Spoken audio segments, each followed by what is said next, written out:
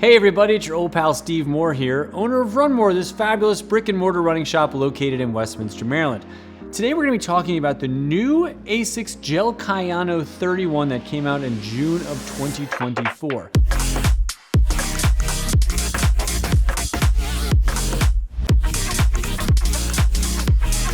This is a max cushion, max stability shoe from Asics, and when you hear a number like 31 on the end, it tells you this shoe has done well for them for several decades now. Fun fact here in Westminster, like our Bruce Denton, if you guys can know that reference, was a guy who in the 80s ran a 2:16 marathon and a 28 and change 10K, and he used to do a lot of his running in the Kayano, and he used to even every once in a while race in the Kayano. So this shoe is a heritage shoe that's been around forever and ever, and for people like my friend Steve who needed a lot of stability, especially a long time ago, you are not going to do any better than the Asics Gel-Kayano. And really, when people come in that are old school runners, this shoe is like an old friend to them. And it has changed so much over the years. When I opened my shop 10 years ago, you would see all the little gel and such on the Asics, and you could spot people walking through the mall and the grocery store in old Kayano. It had that unique, distinct look to it. And now it's almost unrecognizable from what I've seen in years past, or my buddy Steve used to run in decades ago. This shoe has had massive makeup change in the last couple years.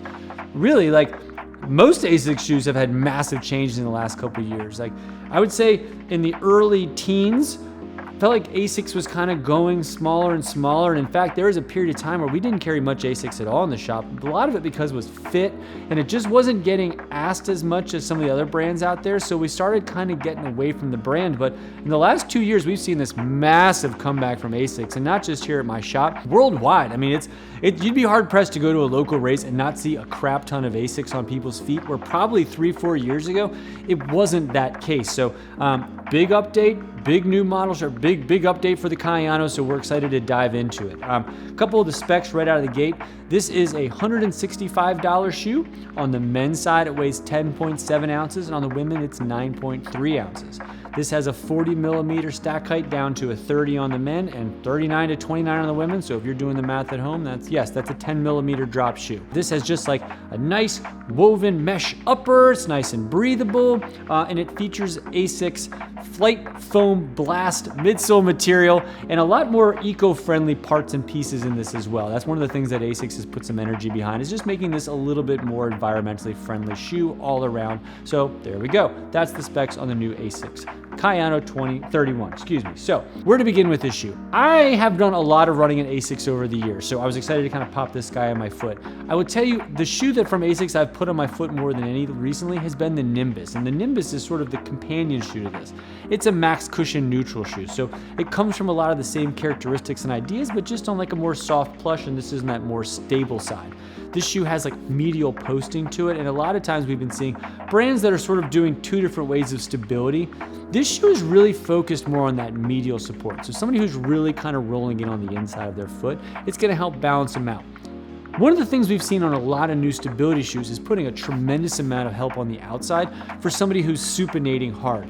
And while they're calling this a 4D guidance system, at least for us here in the shop, it feels much more medial support heavy. So if you're somebody who's heavy on the outside, and maybe somebody who used to wear Kayano for that, this might not be the option for you anymore. It does have a much wider base to it. I mean, if you look at that guy, it's almost sort of straight lasty, right? It's almost got that rectangular platform to it, which will give a little bit of help on the lateral side, but not a tremendous amount. So if you're somebody who just, rolls big on the inside, maybe a little neutral, maybe just a little bit on the outside, Kayano is going to be a great option for you. If you're somebody who's super hard this way, you might want to look for another guy out there. As far as differences from where we've been down the road, if you've been ride or die with Asics and the Kayano, they felt very clunky and sort of heavy when you got into it. And honestly, not a terrible thing. If you're somebody who really needed that stability, there was something sort of comforting about stepping into a shoe where you kind of weren't going anywhere. And this shoe is towing that line where it has some of the comfort that you get in the Asics Nimbus, but the stability that you need when you're looking for a shoe like Kayano. So it has some softness to it, but it feels it has that I am not going anywhere vibe to it. And I know that's a tough road to kind of go down, because we sort of have that fight with customers in here where I need a lot of correction, but you know what? It feels a little stiff. I wish it was more marshmallowy, and it's like, well, you're not going to kind of get the best of both worlds. If you need support, you need support. And sometimes it's hard to also feel like a marshmallow. And this shoe, I think, does a pretty good job of kind of going down the road. I'm somebody who does not need a lot of medial support, but I can walk around in the shoe and feel comfortable with it. It feels totally fine underfoot, even though I don't necessarily need this stability. And I think for a lot of people, this shoe will kind of be that everyday shoe, not necessarily a bad thing, and not necessarily just for runners too. We have people that just want a shoe that's going to give them support for all day work, walking, whatever that function may be, that's going to be comfortable, that looks good, that you can pop on and not have to worry too much about the fit, that you don't have to play around with it too much. Out of the box feels good, and that's one of those things that's always been kind of nice with the Kayanos. Like, you kind of step into it and it feels good. You can kind of get out the door and go with it. I will say I did notice, compared to some of the other Asics that I've tried on lately, I wish it was a little bit deeper. I wish this shoe had just a little more depth to it. You know, obviously this is a stability shoe, so hopefully you wouldn't need to add like an orthotic to it. But if you were somebody who wanted to put your custom orthotic into it, you don't have that much depth in this compared to like a Nimbus, ironically, which is a shoe that's neutral. I felt like this shoe probably could have just added a little bit more to it. And I also wish that it was a little bit more stretchy on the upper. It feels like this shoe could be kind of hot over the long period of time. It didn't have as much breathability as I was kind of hoping for stepping on, especially compared to some of the other Asics shoes that I've been in lately.